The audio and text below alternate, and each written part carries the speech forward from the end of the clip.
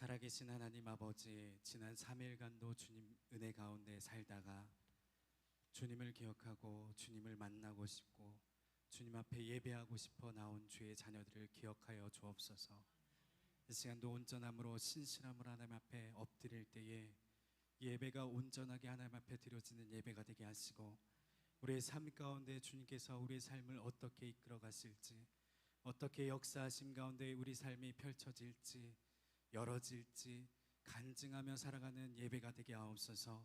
이 시간도 은혜를 부어 주옵시고, 이 시간도 성령께서 우리의 마음 문을 열고 주님 말씀하시는 대로 살아갈 수 있도록 결단하는 예배가 되게 하시고, 넘어진 자리에서, 무너진 자리에서 주님께서 붙들어 주시는 손으로 말미암아 일어설 수 있는 그런 예배가 되게 하옵소서. 위로가 있게 하시고 치유가 있게 하시고 주님 일으켜 주심 있는 역사가 있는 예배가 되게 하옵소서. 예수님의 이름으로 기도합니다. 아멘. 우리 함께 하나님의 말씀 보시겠습니다. 하나님의 말씀 로마서 1장 13절로 17절 말씀입니다.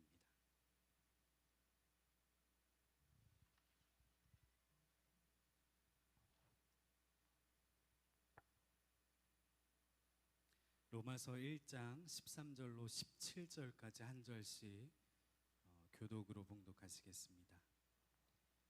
형제들아, 내가 여러 번 너희에게 가고자 한 것을 너희가 모르기를 원치 아니하노니, 이는 너희 중에서도 다른 이방인 중에서와 같이 열매를 맺게 하려 함이로되 지금까지 길이 막혔도다. 헬라인이나 야만이나 지혜 있는 자나 어리석은 자에게 다 내가 빚진 자라.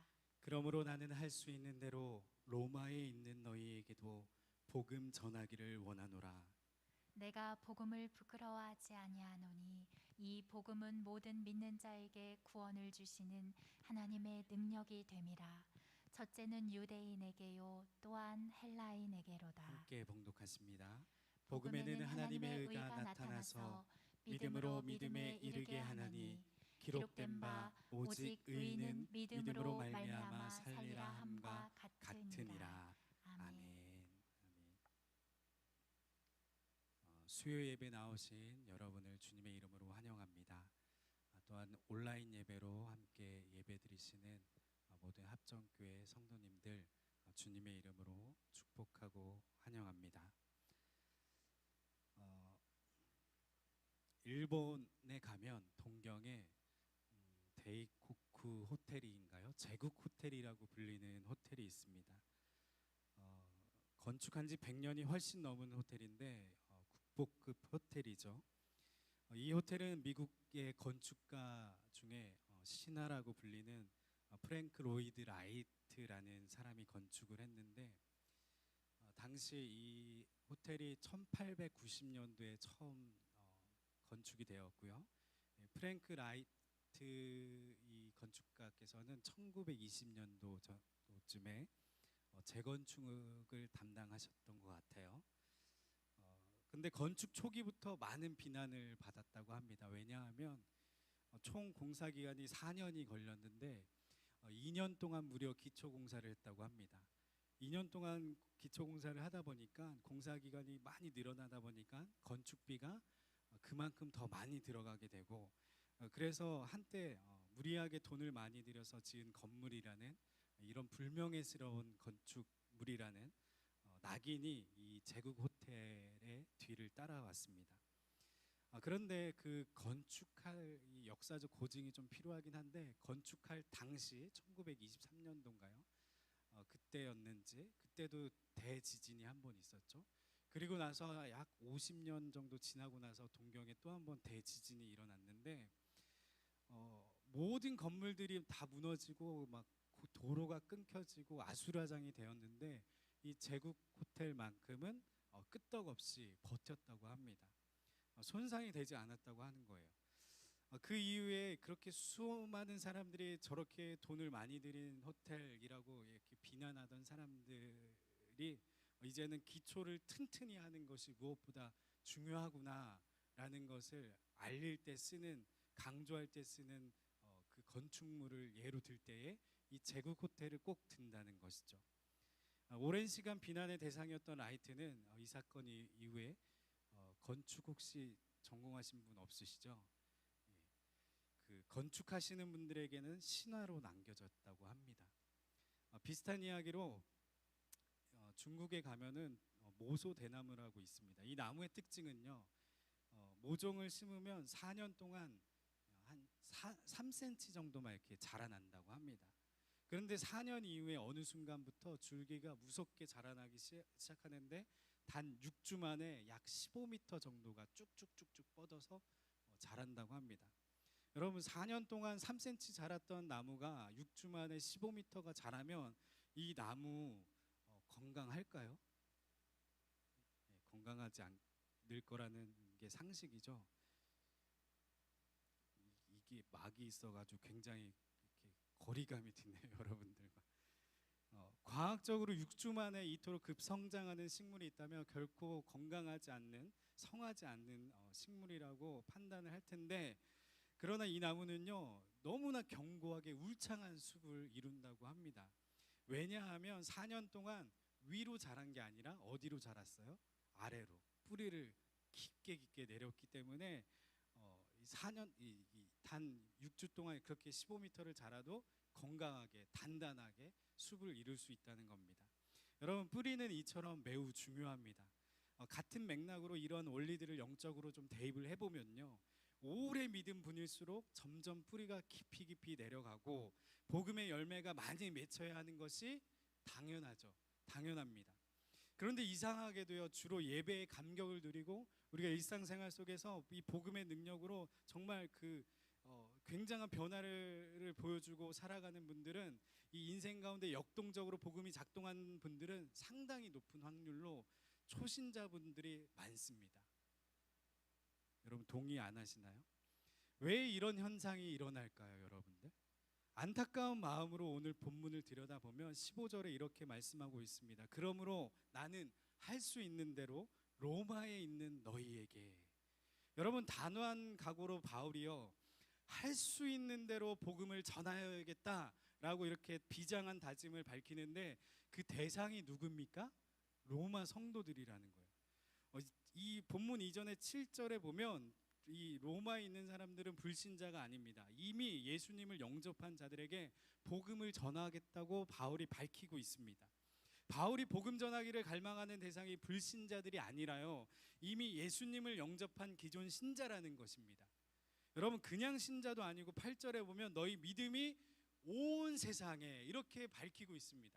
이 성도들에게 편지를 하면서 그 성도들이 어떤 사람이냐, 너희 믿음이 온 세상에 알려진 그런 믿음을 가진 성도들이라는 겁니다.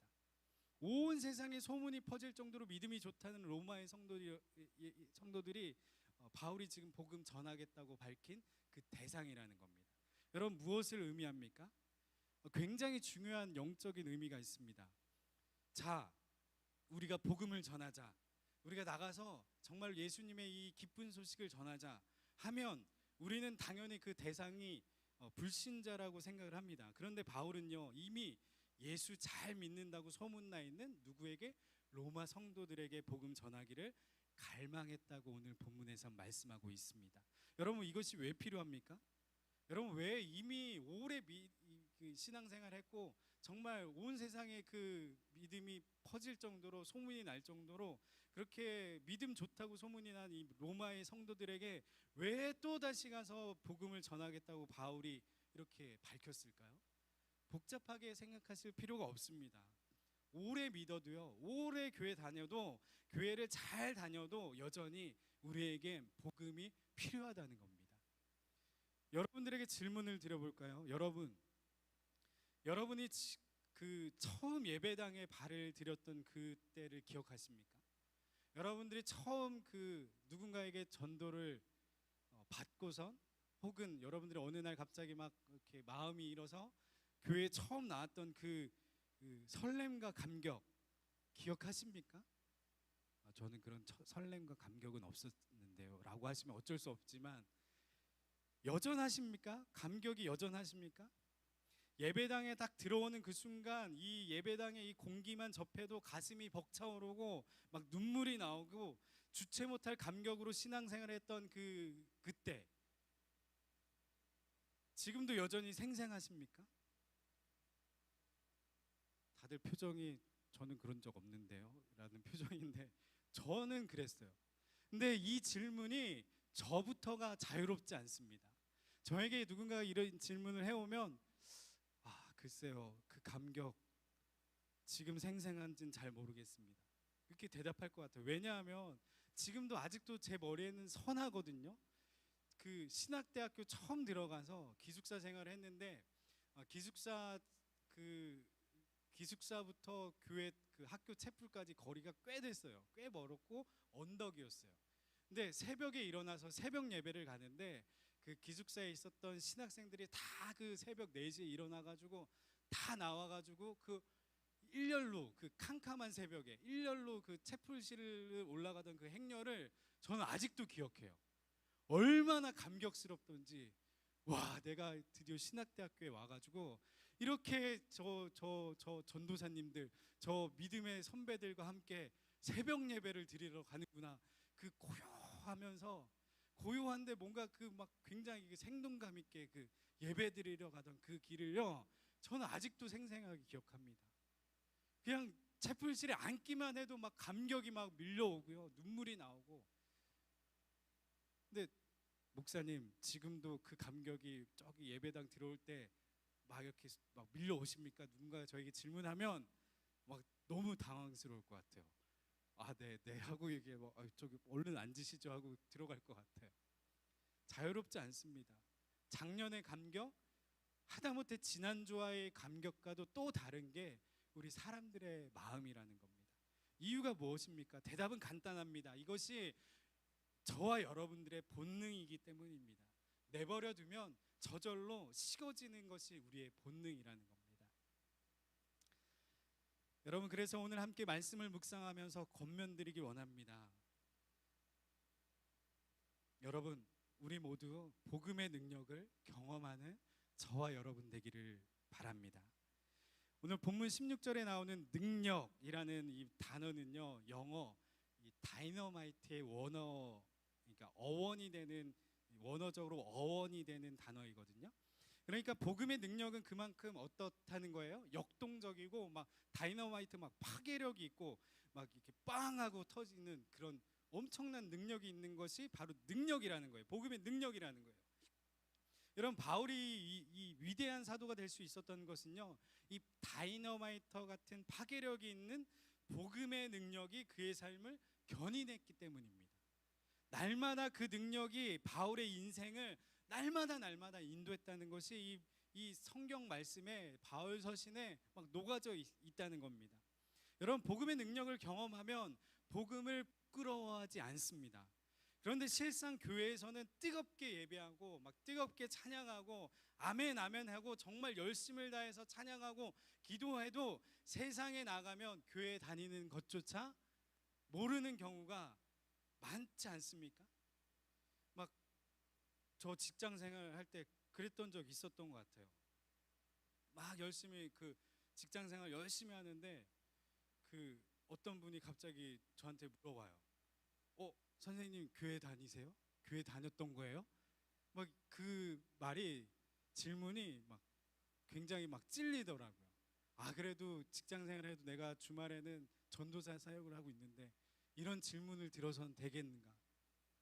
여러분 수류탄은요 폭탄은 터뜨려서 적을 섬멸하려고 만든 것이 바로 수류탄입니다. 그런데 우리가 그런 대단한 능력을 알고 경험했는데도 이 그냥 야구공 같이 쓰는 일이 우리의 삶 속에서 일어나고 있진 않습니까? 여러분 복음은 터뜨려져야 합니다. 여러분 가정에서 여러분 직장에서 여러분 이 복음이 터져야 할 줄로 믿습니다. 그렇게 터뜨리시는 여러분들의 삶이 되기를 바랍니다. 여러분 예배가 혹시 요일 순서에 따라서 습관적으로 나오는 매너리즘에 빠져있는 예배는 아닙니까? 주일은 막 죽어있는 날이 되고 막 주일날 예배 갔다 와서 막 집에서 막 나 죽었어 하고 이렇게 해서 주일날이라고 돼요. 분위기가 막 확 깔아앉는데요. 여러분 바울은요 분명하게 말하고 있습니다. 고린도전서 1장 18절에 십자가의 도가 멸망하는 자들에게는 미련한 것이요 구원을 받는 우리에게는 하나님의 능력이라. 여러분 이 능력이 여러분들의 삶 가운데 나타나기를 소원합니다.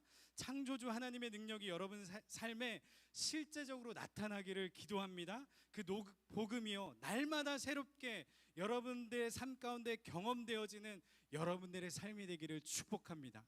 두 번째로요 복음의 감격을 우리는 회복해야 합니다. 여러분 복음이 무엇입니까? 여러분 복음 너무나 많이 들었고 너무나 잘 알고 있죠. 복음 하면 기쁜 소식이에요. 굿뉴스 너무 잘 알고 있죠. 복된 소식입니다.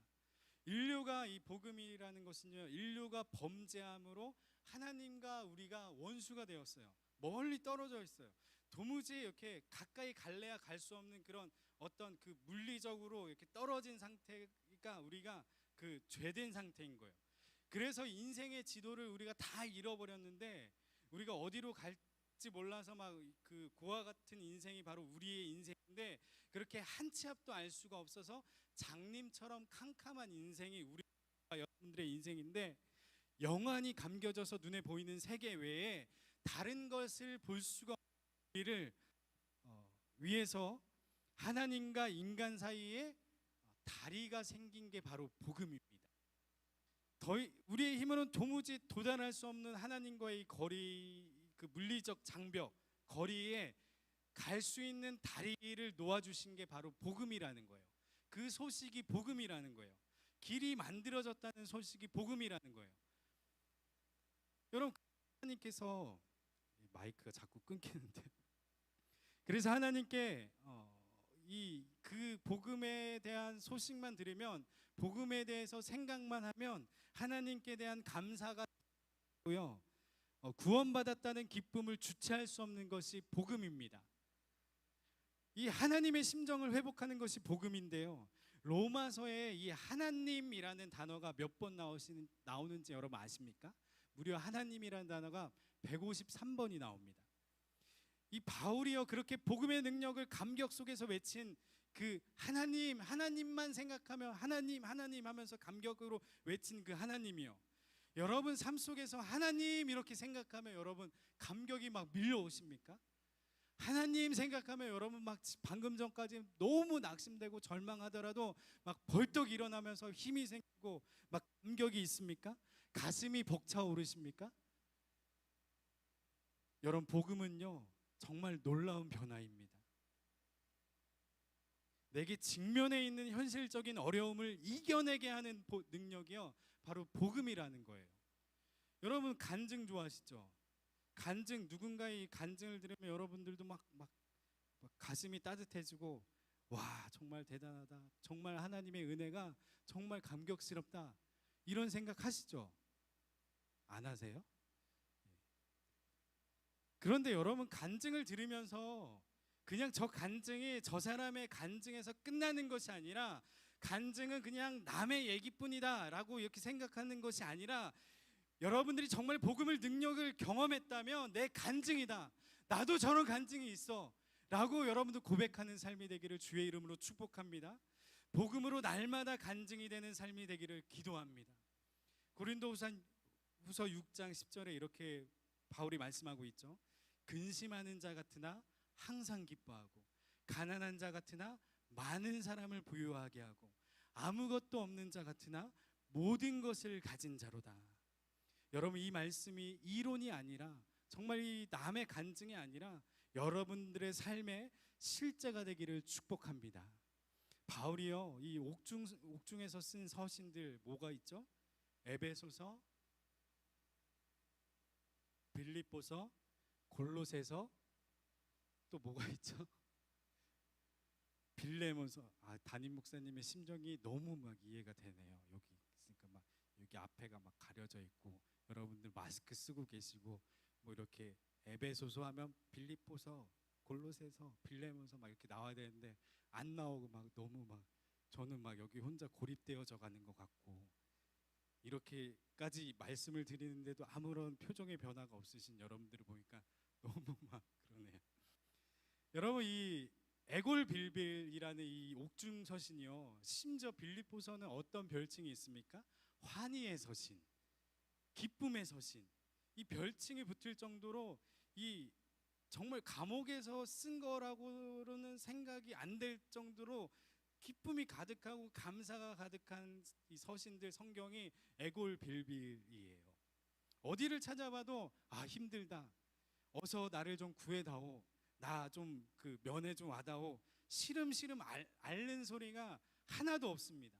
이 에베소서, 빌립보서, 골로새서, 빌레몬서 이 네 개의 서신들을 보면 하나같이 다 기쁨이 있고요, 감사가 있고, 감격이 있고, 확신이 있고, 능력이 있습니다.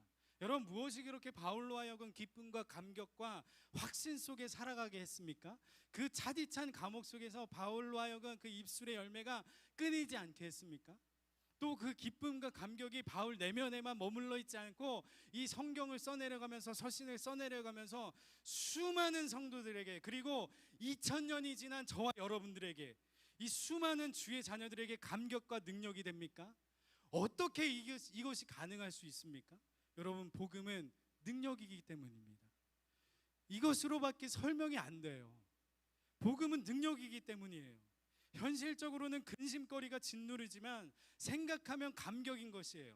현실적으로는 막 코로나다 뭐다 하면서 너무 막 마음이 가라앉고 잠이 안 오고 막 억울한 마음이 들어가고, 그렇지만 생각만 하면 감격이, 주님 나를 위하여 하나님과의 나의 사이에 다리를 내어주신 이 복음의 능력, 이 복음의 소식, 감격인 겁니다. 여러분, 그 감격이 여러분들의 삶을 지배하기를 주의 이름으로 축복합니다. 여러분들의 삶이 그런 삶이 되시기를 축복합니다. 여러분, 미국의 노먼 프랜시스라는 변호사가 이런 말을 했습니다. 오늘 말씀의 제목이에요. 모든 꽃이 봄의 첫날 한꺼번에 피지는 않는다.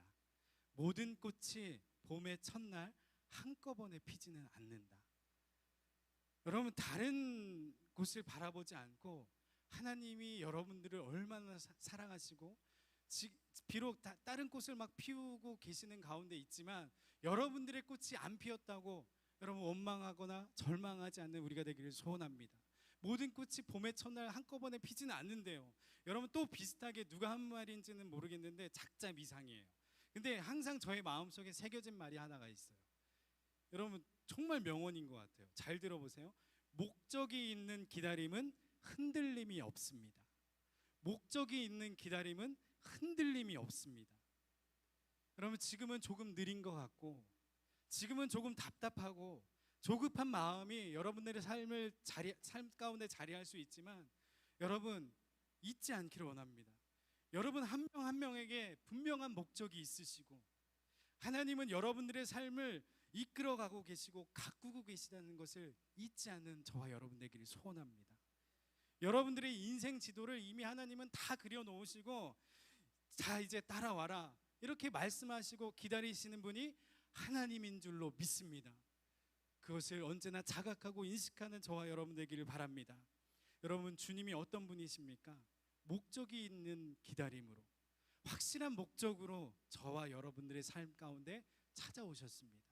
그리고 역시 목적이 있는 기다림으로 여전히 기다리고 계십니다. 여러분, 그런 주님을 우리 놓지 않고 따라가는 저와 여러분 되기를 바랍니다. 그것이 복음이고 그 주님을 따라가는 것이 능력인 줄로 믿습니다. 그 감격으로 살아가는 성도 여러분, 흔들리지 말고 주님 따르시는 저와 여러분 되시기를 주의 이름으로 간절히 축복합니다. 기도하시겠습니다. 하나님 아버지, 우리의 삶이 어쩌면 오랜 기다림 같았고, 오랫동안 빛을 못 보는 것 같고, 때로는 낙심이 될 때도 있고 좌절할 때도 있지만, 그럼에도 불구하고 주님 우리와 함께 하시고, 그럼에도 불구하고 주님이 우리의 인생의 지도를 다 그려놓으시고 여전히 기다리신다는 것을 우리가 깨닫는 우리 인생 되게 하여 주옵소서. 언제나 복음의 능력으로 살아가는 우리 모두가 되게 하여 주옵소서. 세상에 빛이 되는 우리의 삶이 되게 하여 주옵소서. 주님이 빛이 되라 소금이 되라 말씀하셨던 그 명령 따라 우리의 삶을 바라보는 것이 아니라, 우리의 상황을 바라보는 것이 아니라, 상황 넘어 역사하시고 기다리시고 함께하시고 이기게 하시고 동역하시는 그 주님을 따라 우리도 역시 승리하는 삶을 살아가는 우리 인생 되게 하여 주옵소서. 감사드리며 예수님의 이름으로 기도합니다. 아멘.